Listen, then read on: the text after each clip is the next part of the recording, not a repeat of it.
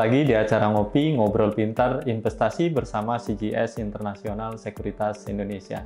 Di kesempatan kali ini kita akan ngobrol-ngobrol bersama Bank Neocommerce yang akan diwakili oleh Bapak Eri Budiono selaku Direktur Utama dari Perseroan. Apa kabar Pak Eri? Baik-baik Pak Mino. Oke, terima kasih nih udah meluangkan waktunya untuk ngobrol-ngobrol. Oke, mungkin kita langsung ke pertanyaan nih Pak. Nah, terkait dengan kinerja di 9 bulan ini yang kemarin sudah dirilis ini kira-kira seperti apa nih Pak Eri? Ya, jadi begini Mas Mino, kita itu di tahun ini fokus sebetulnya ketiga hal ya sebagai objektif utama kita. Yang nomor satu itu adalah asset growth, ya pertumbuhan aset, pertumbuhan loan. Yang kedua adalah menjaga kualitas daripada portfolio loan kita. Dan yang ketiga adalah kita mencoba untuk menjadi profitable selama setahun dalam tahunan ya, dalam konteks tahunan untuk tahun ini gitu ya. Jadi selama ini apa yang kita lakukan itu terfokus pada tiga hal ini, dan ini kebetulan juga sejalan dengan apa yang diharapkan oleh regulator kita ya. Karena kan kita masih bank yang cukup berumurnya masih muda ya. Karena kita konversi dari bank boleh dibilang konvensional ke bank digitalisasi itu baru 4 tahun ke belakang. Nah jadi memang di sisi asset growth agak tersendat ya mungkin karena memang ya itu sejalan dengan tujuan kita yang kedua, yaitu memperbaiki kualitas daripada loan portfolio kita. Jadi kita lakukan pengetatan terhadap proses know your client atau KYC, dan proses juga analisa daripada mitra-mitra kita, terutama di sisi channeling. Tetapi untuk 9 bulan profit kita cukup menggembirakan, jadi kita bisa profit ya. Dan ini tentunya kita harapkan bisa kita teruskan sampai untuk 3 bulan ke depannya ini.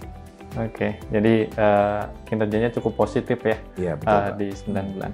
Oke, nah kira-kira untuk kedepannya nih Pak Eri, strategi apa aja yang akan dijalankan Perseroan ya, tentunya untuk semakin memperbaiki kinerja dari Bank Neocommerce. Gitu. Jadi kalau kita lihat Bank Neocommerce ini berevolusi dari bank yang tadinya memang berbasis layanan digital, ya kan. Jadi semua untuk pembukaan rekening, terutama untuk di sisi segmen retail kita itu bisa dilakukan secara digital, end-to-end-nya.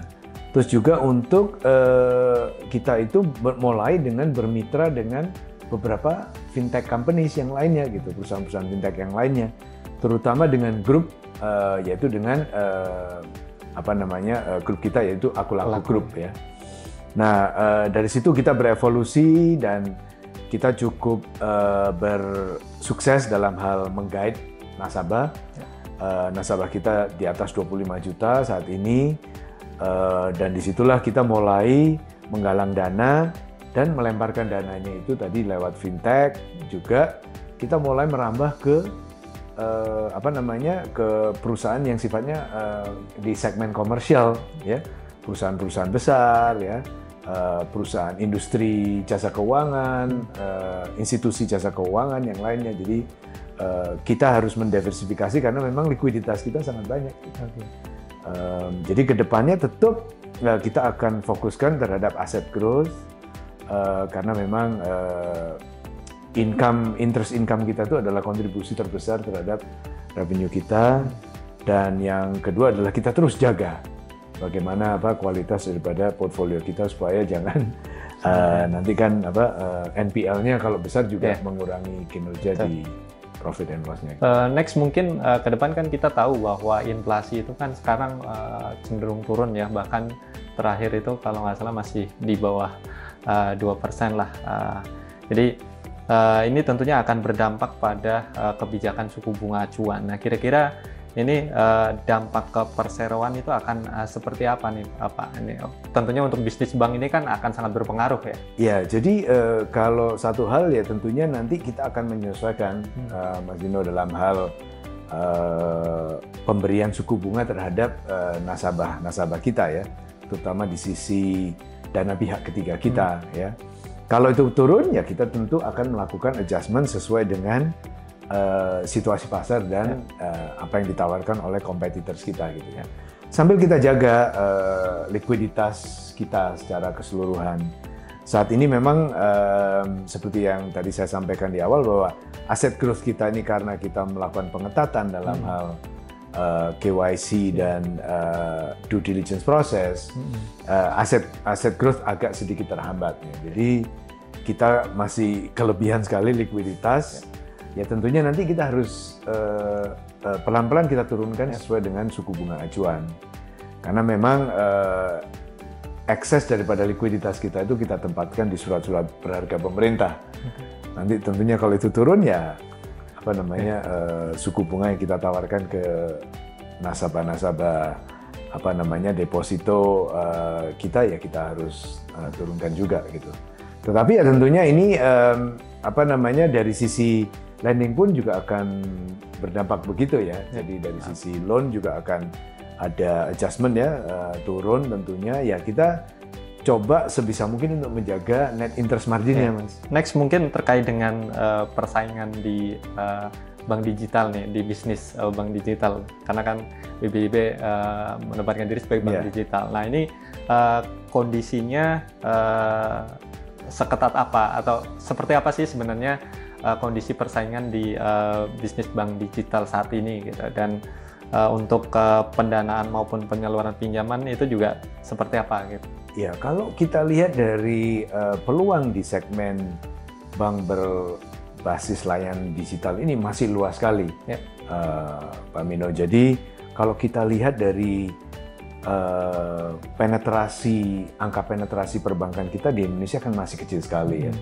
Ada data statistik yang menyatakan bahwa kalau data retail banking yang ada di Indonesia dibandingkan dengan GDP di Indonesia itu masih di bawah 10% ya.